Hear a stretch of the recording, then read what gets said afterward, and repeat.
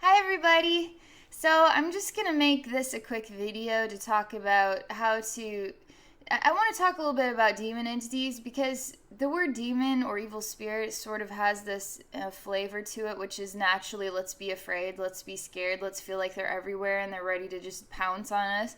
I really want to get it out there that we need to really alter the name. We need to not call them demons or evil spirits. We need to call them like love doves or something, because the whole point with being able to face your demons is you have to face them with love. You can't be afraid of them, because then now they grow bigger and stronger and they know how weak you are, so now they're really gonna pester you. It's like human beings too. When they feel like you are strong, they stay away from you. When they feel like you are weak, now they're gonna pick on you. You know. So human beings are like that too. Demons are just like the same way as well.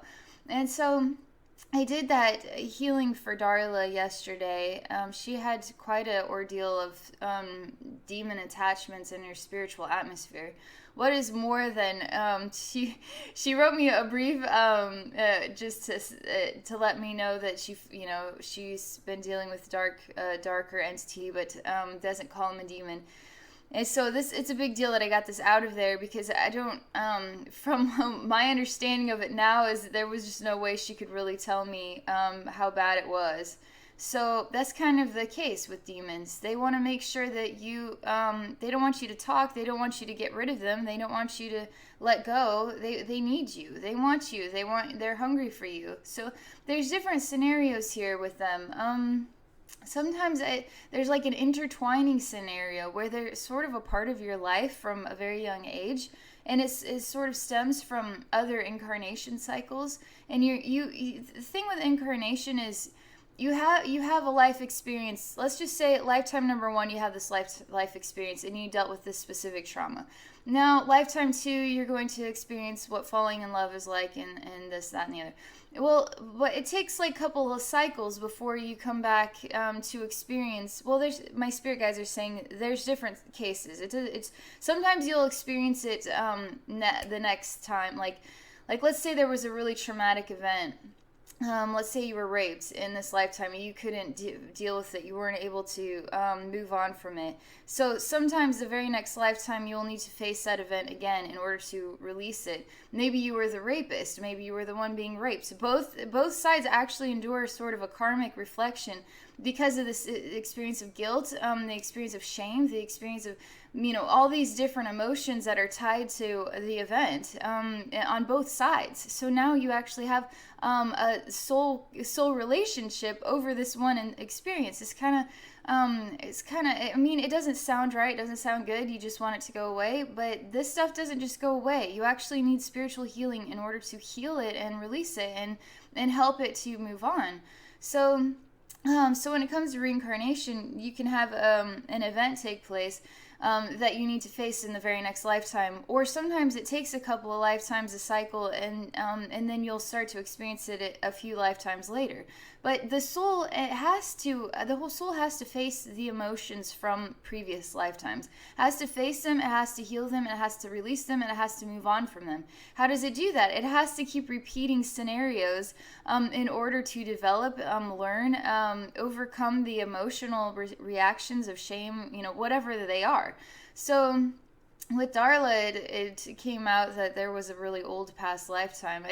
And that was the beginning of their soul relationship. Hers with this demon entity, which was this who he sort of has this way of manifesting as like a black crow, but swarms of black crows, swarms of black birds specifically. I don't know how to tell the difference between a raven or a crow or whatever, but they kind of look alike. But in this, his reflection was kind of a ruffly feathered, kind of dirty looking blackbird. But there was lots of them, and sometimes they looked really neat and tidy, but other times, so it's just how I'm allowed to see him in order to make sense of his identity. So if he wants you to see him as like a really clean, awesome guy, then he's gonna look like a really fresh, clean black bird. But the truth is he's not providing healing or love or nourishment. So he's really kind of a dirty, ruffled feather blackbird. So anyway, I'm making this so I could talk a little bit about demon entities, because people really need to have more of an awareness about this, to not be afraid. I'm a real advocate for people interacting with the spirit realm. Obviously, to get people talking to the spirit realm, you don't want to talk about demons. But the thing is there's nothing to be afraid of. They really are just, they're basically like kids that are acting out that need a hug. They really are. That is what they are like. So if you're going to fear talking to a spirit realm, then you're just fearing children who are just acting out. They need a hug. So in order for me to transform a demon, I actually have to go and to share love with them. It's basically all I do. How do you do that? You just go to them and share love with them. You go into their space and you look in them in the eye. And then you share love with them. That's what you do. How do you transform a demon? You go into their space, you look them in the eye, and then you share love with them. It's that easy. The hard part is overriding the energy vibration, because they can feel really gross. There's all different kinds of feelings that they can give you. They could just what they do is they pluck your strings, so they can ruffle your feathers, right? That's what they do. They have a resistance to feeling love, although they're sort of acting out and wanting love. Is to go down the sort of pathway of a demon is you actually choose to separate from unconditional love in order to explore something much darker. And then in the process, your soul develops, and then it comes to a point where it really wants to return to the light. It just doesn't really know how to do it, and so it needs help. It needs help from all of us to help it to return to the light. It's like a human being who maybe got down the wrong pathway, ran away from home, now is really ashamed, really needs help, but doesn't know how to ask for it. Is just going to continue on this cycle until something changes and somebody will come to help them, or whatever it is. So the demons are like this too. You actually have to go and help them specifically. And sometimes they show you that they're ready to transform or they need help, because they'll actually come to you and show themselves to you. It's hard, because even I, on just a normal day, just be a normal person, go to the grocery store, and I get to see demons come and talk to me. And sometimes I get different scenarios with them. I'm like, how do I talk about, my job does not stop. When I'm a spiritual person, I experience spiritual things all day, all night long. Even in the middle of the night, I experience spiritual stuff. Right now, I'm really into the spiritual side of the universe, the infinite universe, which, there's plenty of alien beings out there to talk to. There's plenty of spirits to talk to. I mean, it's an infinite universe. There's like millions, trillions, billions, upon billions, trillions, millions. I mean, it never ends. Every soul is its own universe. So now, how many universes are there? There's like so many. It's insane. It's just the more you expand the mind, the better off you are at comprehending creation, at comprehending yourself, at learning to let go of judgmental behaviors. Because we're not in a small world, we're in a big world. We're not the only planet in a universe that is inhabited with life. There's lots and lots and lots of planets, and lots of alien beings out there. Some of them are freaky looking, some of them are not. Some of the freaky ones are loving, kind, and some of the freaky ones are, that's their own behavior, and that so anyway, so right now I'm just sort of engaged with the spirit realm. I just find it's more, I don't know, it's more like, I guess I'm making this video about a lot of different topics. I kind of do that, but I'm trying to figure out where I'm trying to go with this. So we have a spirit realm, we have alien beings, we have human beings, we have an infinite universe. How do I tell the difference between spirit beings or alien beings? Spirit beings, I kind of like them. I like interacting with them more because they understand me. They're in a spirit state, so they're already infinite. They can already comprehend me to such a degree that the interactions are a lot easier, I think. With alien beings, it's there's sort of a consciousness barrier that I can experience. So sometimes, since I haven't really talked to alien beings for a while, I've basically just shut them out for a while I'm trying to explore this work that I'm doing with the soul rebirth journey. It's entirely spiritual, but alien beings sort of have a different I can feel them in a different way. I don't know how to describe it.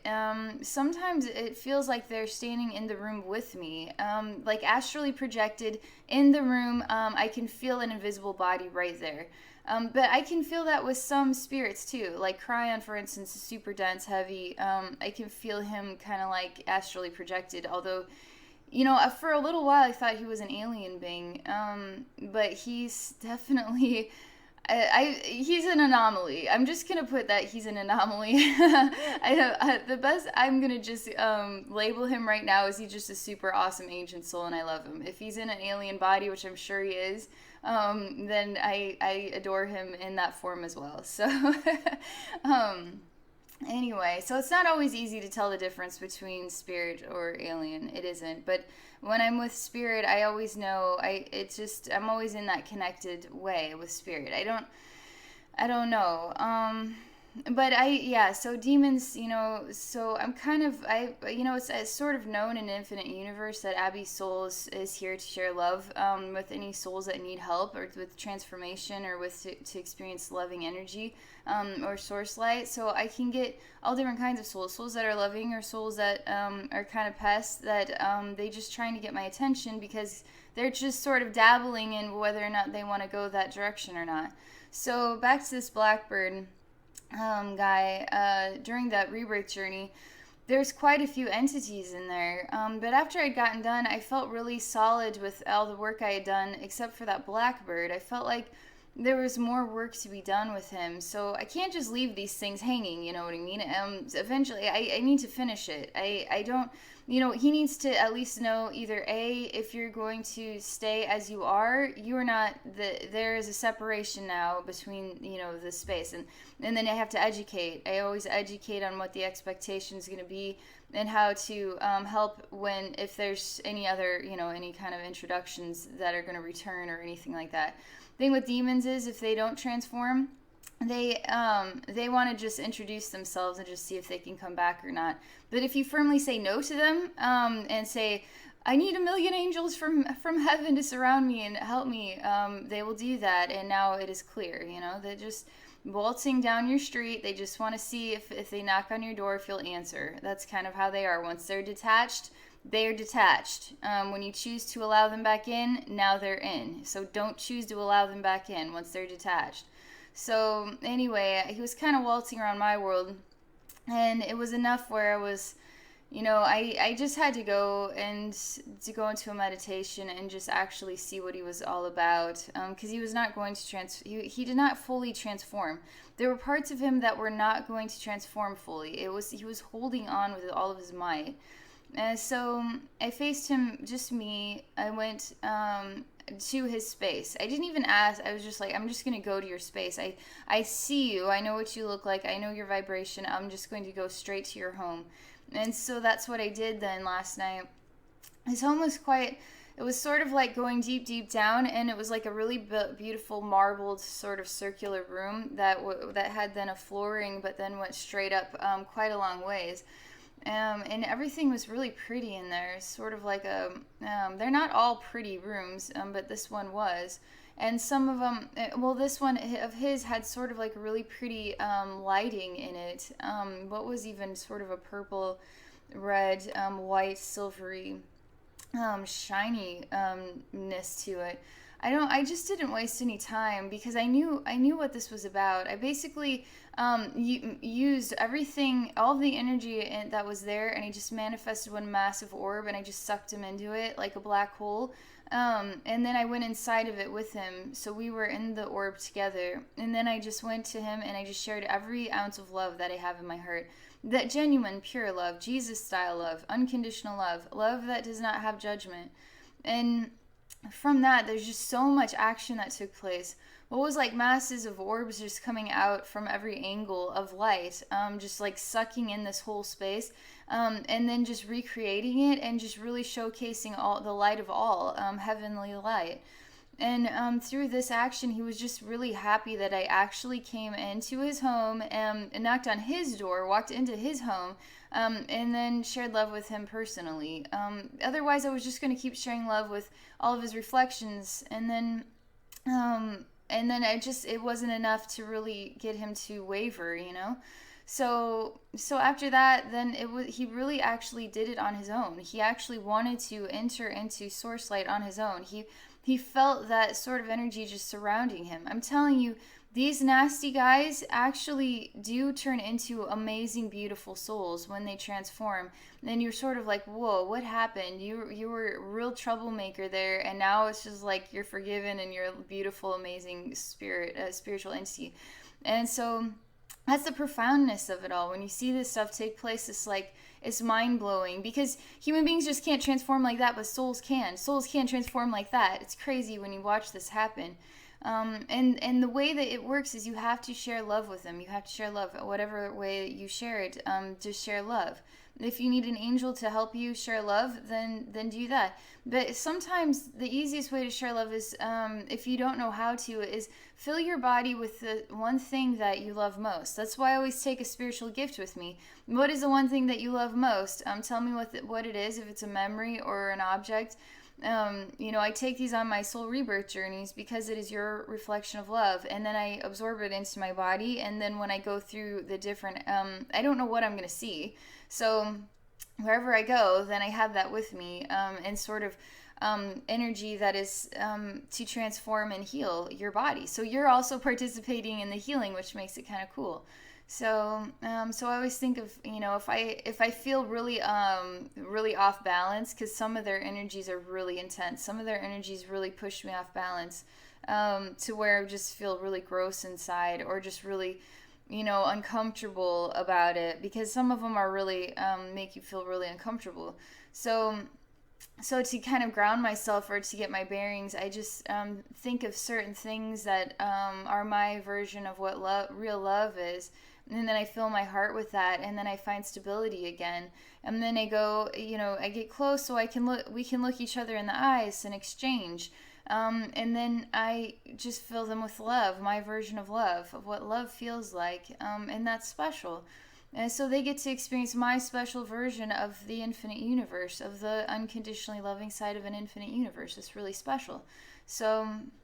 So he was not going to, he needed Abby's unique version of love before he was going to let go. And I'm like really excited to say this, because it was really beautiful to see this happen. It was really beautiful to give that gift to you too, Darla. And after I had done this work, I was excited to tell you that he had transformed in the light fully, and that's a really beautiful thing. It's like when they transform in the light, it's like, yay, they did it. It's really exciting. It's a really beautiful thing when that happens. And so you learn things as well. So his soul really was ready to explore a different avenue. It just didn't know how to let go. And so it needs a little help. It needs a soul to come in and just help it to feel love. I don't know why it has to happen in the physical. How come there aren't souls just coming and visiting him? It's for some reason it has to happen in the physical. Somebody in the physical has to project their soul into their spiritual atmosphere and choose to transform them. So if human beings are not choosing to help demon souls transform in the light, then who will? It has to be done in the physical for some reason. I don't know why.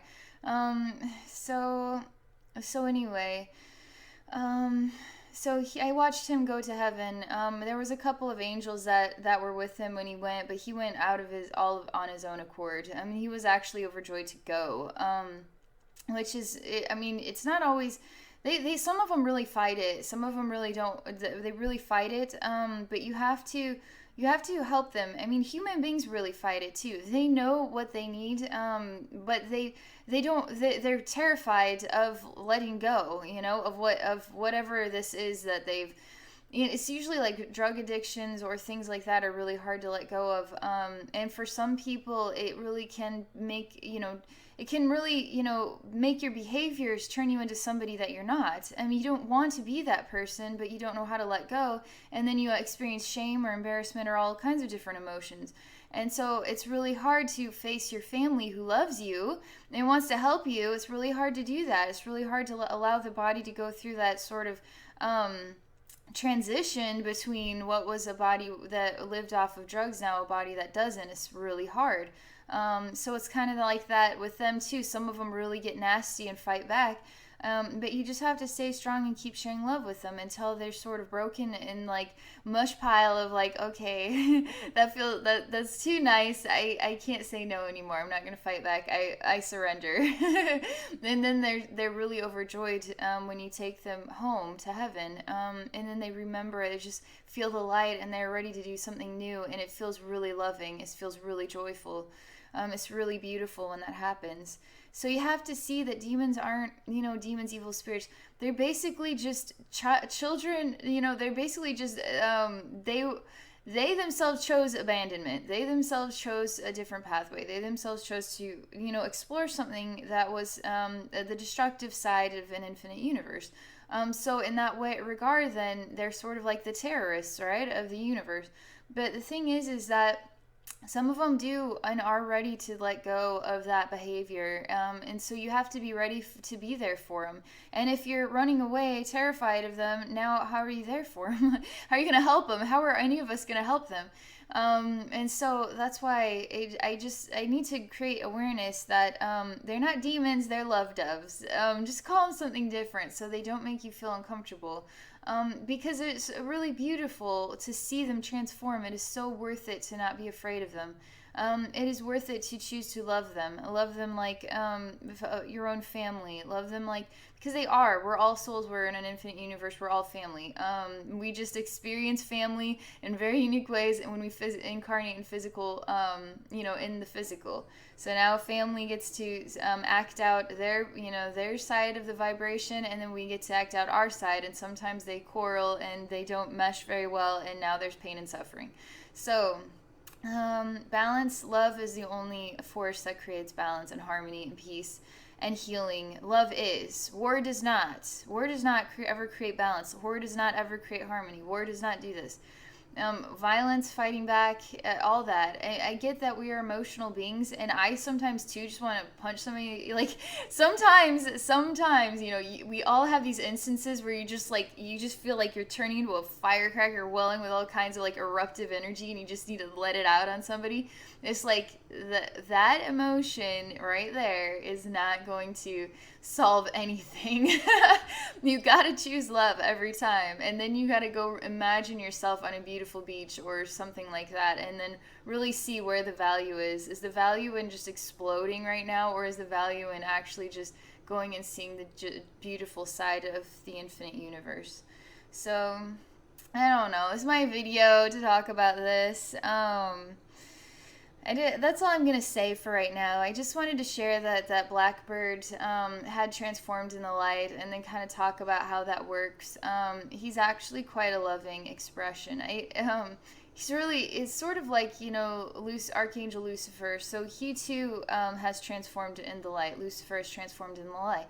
So now that I get to experience his light body, it's like he's so beautiful. He's so amazing. He's so lovely. Like I have a recollection of his soul from, somehow my soul remembers his soul. And so now when I get to experience his soul, it's like brings me so much joy to see that he's a reflection of love again, because he really is one heck of a reflection of love. He's really beautiful energy. So we need to stop the prayers to, what he is not anymore, because those prayers actually go to a space of energy, and they just start building and building and building, and now we have this like massive energy pile that isn't a reflection of him, who he is anymore. So how is he supposed to be a reflection of who and what he is when we aren't aware that he has transformed, and then people are still sort of praying to him, the bad side of him that is transformed now. So there actually is what is a massive energy pool of all the darker energies. So I'm really pushing people to pray, to override all of the satanic prayers. You just say, I am sharing love. Fill your heart filled with so much love and meaning, and just say, I give this as a gift to help heal and reduce the energy that comes from, the opposing prayers, the satanic prayers. The angels will come and take that energy ball, and they will be so happy to put that medicine in that giant dark cloud, to help heal it and reduce it and help heal all human beings. we need to be doing this. We need to be praying for the reduction of satanic prayers, or the power of them, or whatever. They don't actually have. They only have power when you allow them to have power. That's it. So anyway, that's all I'm going to share for this video. I don't know. I'm like just checking to see if there's anything else Spirit prompts me to say or anything, but that's all. So I hope that sheds a little bit more light on things. So thank you for watching.